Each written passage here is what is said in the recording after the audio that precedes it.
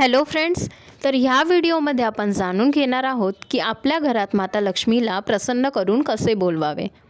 नमस्कार मित्र आणि मैत्रिणींनो, मी स्वागत करते तुमचं माझ्या चॅनलवर। आणि तुम्ही या चॅनलवर जर नवीन असाल तर प्लीज चॅनलला सबस्क्राईब करा आणि बेल आयकॉनवर प्रेस करा। तर अजून वेळ न घालवता आपण लगेचच व्हिडिओला सुरुवात करूयात। तुम्ही स्त्रीचा सन्मान करता का? तुम्ही भोजनाचा सन्मान करता का? तुम्ही गरिबांना दान करता का? तुम्ही तुमच्या आईवडिलांचा सन्मान करता का? त्यांना खुश ठेवता का? तुम्ही मुक्या जनावरांना जीव लावता का? त्यांना अन्नपाणी देता का?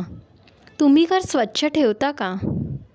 जर तुम्ही हे सगळं करत असाल तर लक्ष्मीचा वास तुमच्या घरावर नक्की असेल।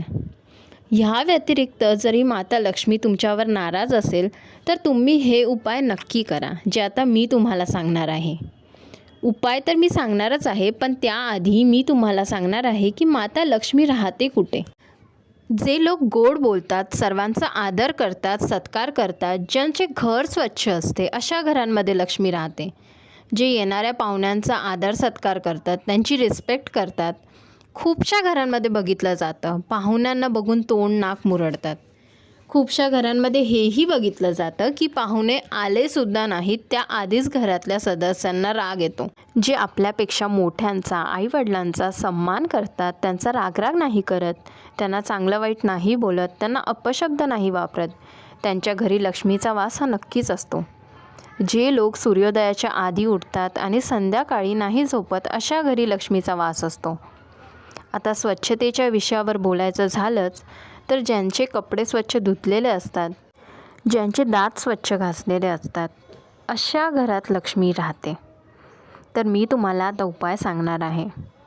तर तुम्ही तुमच्या घरी तुळशीचं रोप लावा, त्याची सेवा करा, रोज दिवा लावा आणि पाणीसुद्धा घाला। त्या रोपाला सुकू देऊ नका। तुम्ही तुमच्या घराच्या मंदिरात कुबेर यंत्र नक्की ठेवा। तुम्ही तुमच्या अंघोळीच्या पाण्यात 40 दिवसांपर्यंत गंगाजळ आणि आवळा टाका आणि मग अंघोळ करा। आवळा सुकलेला किंवा ताजा दोन्ही प्रकारचे चालू शकतात। जर सीझन असेल तर ताजा वापरा, नाहीतर सुकलेलाही चालतो। तुम्हाला श्री विष्णूंची पूजा करायची आहे आणि देवाला पण आवळा चढवायचा आहे, कारण जिथे विष्णू आहेत तिथे लक्ष्मीसुद्धा येतेच। असे केल्यास लक्ष्मी तुमच्यावर प्रसन्न होईल आणि तुमची सगळी थांबलेली कामे मार्गी लागतील। आपल्या घरातून दारिद्र्यता दूर होईल, सगळी संकट दूर होईल, तुमच्या घरी कायम सुख समृद्धी नांदेल। तर मित्रांनो, पैसा तर सगळ्यांना हवा असतो। ज्यांना वाटतं की आपल्याकडचे पैसे कायम वाढत राहावे, त्यांनी या व्हिडिओला नक्की शेअर करा आणि लाईक करा। थँक्यू।